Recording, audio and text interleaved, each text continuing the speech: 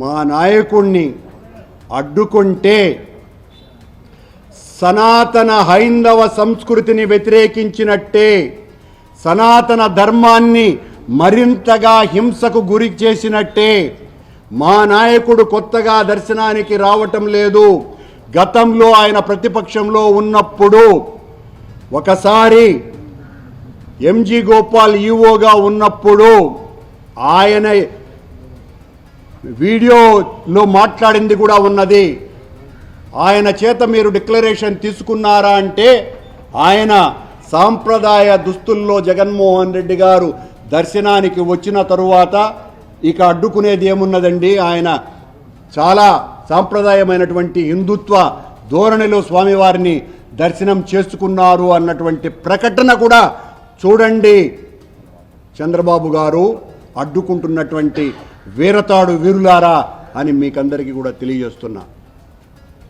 ఇలా స్వామివారికి అత్యంత ప్రీతిపాత్రంగా ఎంతో భక్తితో 5 సంవత్సరాల పాటు పట్టు వస్త్రాలు సమర్పించినటువంటి వ్యక్తిని పుష్కరాల సమయంలో సాంప్రదాయ పద్ధతులలో అయ్యవార్ల సమక్షంలో తన తండ్రికి పితృమూర్తులకు పిండ ప్రదానం చేసినటువంటి జగన్మోహన్ రెడ్డి గారు, గంగా నది పుణ్యస్నానాలు చేసినటువంటి జగన్మోహన్ రెడ్డి గారు సాంప్రదాయ వేషధారణతోనే ఏది చేస్తే మీరు సంతోషిస్తారు, ఏది చేసినా సంతోషించరు. మీ వెనక రాజకీయ కల్మషమున్నది, రాజకీయ కుతంత్రం ఉన్నది, కుట్ర ఉన్నది, అమలినమైనటువంటి మానసిక స్థితి మీది. కనుక ఏం చేసినా కూడా మీరు వ్యతిరేకిస్తారు. మీ వ్యతిరేకతను మేము లెక్క చేసేదే లేదు. మా నాయకుడు ఖచ్చితంగా దైవ దర్శనం చేసుకొని వెళతారు అని తెలియజేస్తున్నాం. తీసుకోకపోతే మాత్రం ఏం గొడవలు ఉన్నాయి?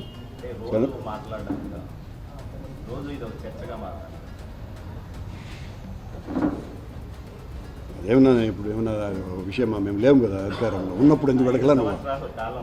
ఉన్నప్పుడు మీరు ఎందుకు అడగలేదు?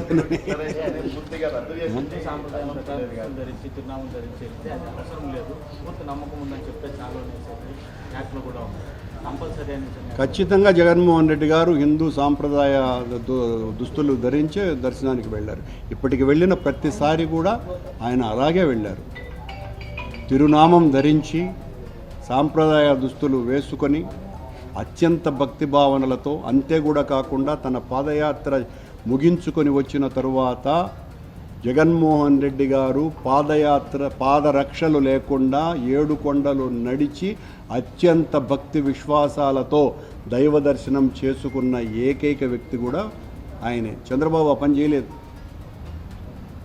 మీరు మాట్లాడితే ఇంకేం మాట్లాడేది చంద్రబాబు గారు? ఇంత అన్యాయంగా చంద్రబాబు గమ్మునే ఉంటాడు, మిత్రపక్షాలను కెలుకుతాడు, వాళ్ళు విజృంభిస్తారు. చంద్రబాబు గమ్మునే ఉంటాడు, పోలీసు వాళ్లకు సైగ చేస్తాడు. మొత్తం పోలీసు వాళ్ళంతా కమ్ముకొని ఉన్నారు మా చుట్టుపక్కలంతా కూడా. ఇదే ఆ పాలన. 2 days బ్యాక్ చంద్రబాబు ప్రెస్ కాన్ఫరెన్స్లో Jaganmohan Reddy can visit Tirumala, but temple guidelines ఏదైతే ఉందో he has to follow, especially with regards to the declaration form signatures. 2009లో ఎంజీ గోపాల్ ట్రెడిషనల్లీ వచ్చారు. Has he signed the form ever in the past? And generally because this one more question, sir. This clause is intended towards all the people belong to other faiths. And a popular leader like Jagannath Reddy, who frequently visits the temple, repeatedly తీసుకోవాల్సిన అవసరం ఉంటుంది. జగన్మోహన్ రెడ్డి గారు దర్శనానికి వచ్చినప్పుడే ఉద్దేశపూర్వకంగా దీన్ని politicise చేస్తున్నారు తప్ప దీని వెనుక వాళ్లకు ఉన్నటువంటి భక్తి వీసమెత్తన్నా ఉన్నదా? చిన్నతనం నుంచి జగన్మోహన్ రెడ్డి గారు అనేక సార్లు దర్శనానికి వచ్చినారు. వాళ్ళ తండ్రి 5 సంవత్సరాల పాటు పట్టు వస్త్రాలు సమర్పించినారు.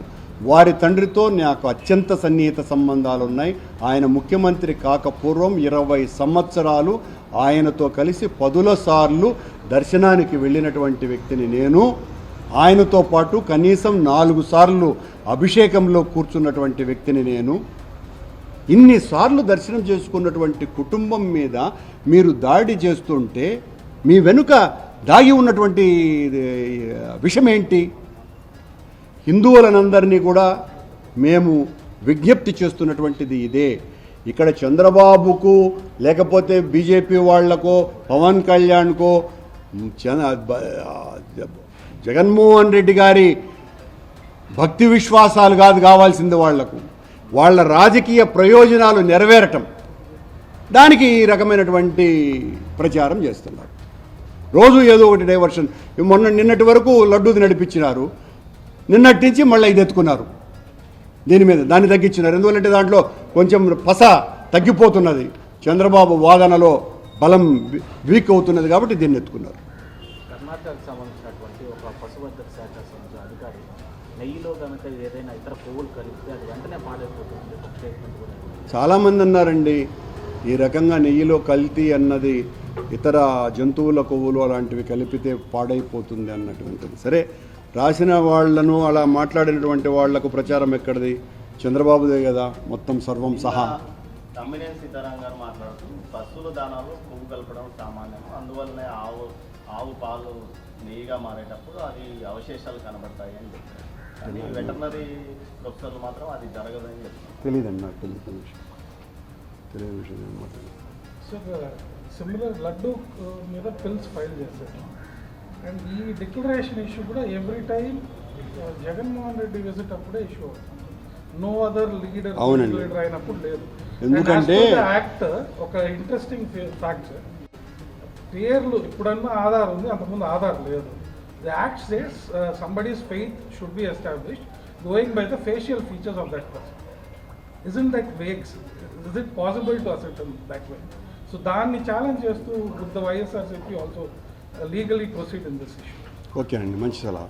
ఇప్పుడు హిందూ సంఘాలు ఏం చెప్పాలనుకున్నారు సార్? స్వాములు, మఠాధిపతులు, పీఠాధిపతులు కూర్చున్నారు అక్కడ. నేను పెద్దవాళ్లకు నేనేం సలహా ఇవ్వగలను? వాళ్ళు వాస్తవం తెలుసుకోమని దండం పెట్టి చెప్పగలను. ఈ డిక్లరేషన్ పై ప్రతిసారి ఇలా వివాదం వస్తుంది కాబట్టి నెక్స్ట్ టైం ఈ గవర్నమెంట్ వస్తే ఈ నియమ నిబంధనలు ఏదైతే తొలగించే అవకాశం ఉందనుకోవచ్చు. చూద్దామండి, చూద్దాం. ఈ 2 months కాకుండా అంతకుముందు లాస్ట్ 5 years అది నేను కాదు కదా చెప్పాల్సింది, పార్టీలో చిన్నవాడిని నేను. ప్రభుత్వం ఉన్నప్పుడు కూడా కలుగుతారు. పేపర్ పాల్గొనండి, ఆయన దర్శనం చేసుకొని వెళ్ళిపోతారు. చాలా స్పష్టంగా మాకు కూడా ఆయన ఇచ్చినటువంటి సందేశం అది, ఏ ఆర్భాటము లేదు, నేరుగా వచ్చి వెళ్ళిపోతారని. ఆర్భాటం చేస్తామని పోలీసు వాళ్ళు మమ్మల్ని భయపెట్టే కార్యక్రమం చేస్తున్నారు, మేము ఎక్కడ చెప్పలేదు.